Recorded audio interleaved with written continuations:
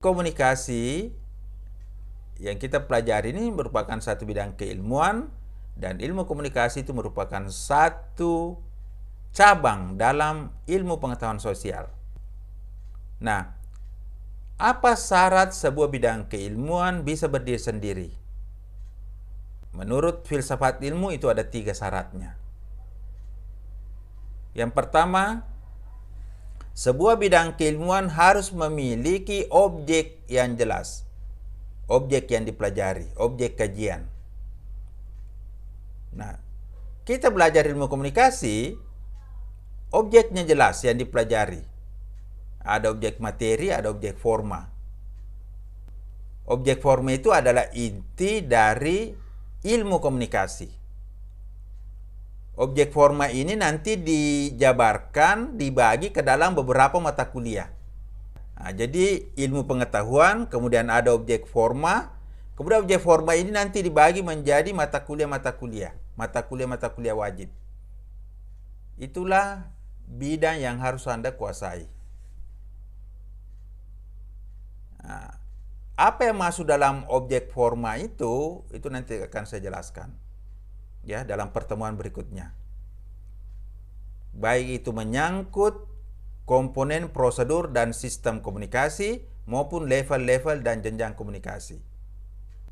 Nah, komponennya itu ada 11 dan jenjang komunikasi itu ada 9. Itulah objek forma ilmu komunikasi. Biasa disebut dalam filsafat sebagai ontologinya, objeknya. Nah, yang kedua, dia harus punya metode keilmuan. Bagaimana cara kita belajar, bagaimana cara kita meneliti, bagaimana cara kita menganalisis kasus-kasus komunikasi. Itu dipelajari dalam epistemologi komunikasi. Makanya nanti ada metode penelitian. Kemudian yang ketiga, ada nilai yang bisa kita dapatkan dari bidang keilmuan ini. Ada manfaat ilmu komunikasi, tujuan komunikasi, fungsi komunikasi, itu kan ada semua. Jadi syarat bidang keilmuan menurut filsafat ilmu itu ada 3 ya. Harus memiliki ontologi, epistemologi, dan aksiologi. Dan itu dimiliki oleh bidang ilmu komunikasi.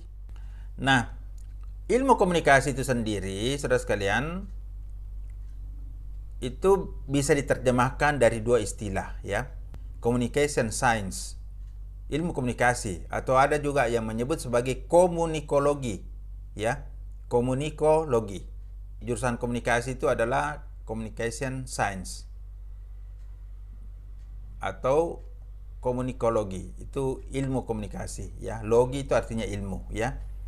Nah, ilmu komunikasi itu sendiri adalah satu studi, satu kajian, satu pembelajaran tentang komunikasi antar manusia. Sementara komunikasi itu sendiri tidak lain adalah proses pertukaran pesan antara komunikator dan komunikan, baik secara langsung maupun melalui media, yang membentuk pikiran, sikap, dan perilaku sesuai dengan konteks yang diharapkan. Itu adalah pengertian komunikasi yang saya berikan sendiri. Nah, saudara sekalian, ciri-ciri keilmuan. Ciri-ciri keilmuan komunikasi. Di sini ada 5 ya yang saya sebutkan. Ciri ilmu itu pertama adalah empiris. Artinya diperoleh berdasarkan percobaan atau pengamatan. Jadi cara berpikir Anda juga harus empiris. Jangan mudah percaya berita-berita, informasi yang tidak jelas asal usulnya. Tapi harus berdasarkan pengamatan, percobaan, atau pengalaman Anda sendiri. Nah, di sini sudah mulai difilter, ya.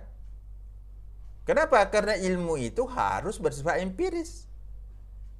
Jadi kalau Anda mengambil satu informasi, pastikan informasi itu bukan informasi atau berita hoax, tapi informasi yang memang berdasarkan fakta-fakta hasil percobaan atau hasil pengamatan. Yang kedua, sistematis. Ya, ilmu pengetahuan itu adalah kumpulan dari keterangan, data, informasi yang saling terkait dan bersifat sistematis, bersifat teratur. otomatis cara berpikir Anda juga harus sistematis. Sistematis itu punya urutan 1, 2, 3, 4, 5, 6. Jadi dalam berpikir Anda tidak boleh loncat-loncat. Ya, Anda tidak boleh berpikir tidak nyambung dari A ke C, Anda harus sistematis. Yang ketiga, objektif. Sifat ilmu itu atau ciri ilmu itu objektif. Jadi kalau misalnya kita berbicara, menyampaikan fakta, itu harus betul-betul sesuai data, sesuai kenyataannya. Tidak boleh berdasarkan prasangka, tidak boleh ngarang-ngarang, tapi harus betul-betul objektif. Ya. Kemudian ada analisis. Ya, ini analisis kita bisa melihat hubungan-hubungannya, kita bisa memahami bagian-bagian yang terinci dari fenomena itu. Ya. Kemudian verifikasi, diperiksa, diuji. Jadi sekalian dia adalah ciri ilmu. Juga ada pada ilmu komunikasi.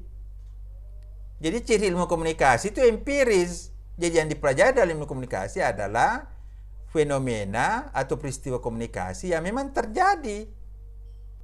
Makanya kalau Anda penelitian, memang datanya ada, fenomenanya ada, masalahnya ada, fenomenanya ada. Ya, karena ciri ilmu komunikasi itu adalah ciri keilmuan, empiris, sistematis, objektif, analisis, verifikasi. Ngerti ya? Jadi usahakan bawa masuk ini, ciri keilmuan masuk dalam pikiran Anda, membentuk sikap Anda dan perilaku Anda. Jadi sehari-harinya Anda hidup sistematis, sehari-harinya Anda objektif, sehari-harinya Anda menganalisis, sehari-harinya Anda memverifikasi kalau Anda menerima pesan atau mau menyampaikan pesan. Oke?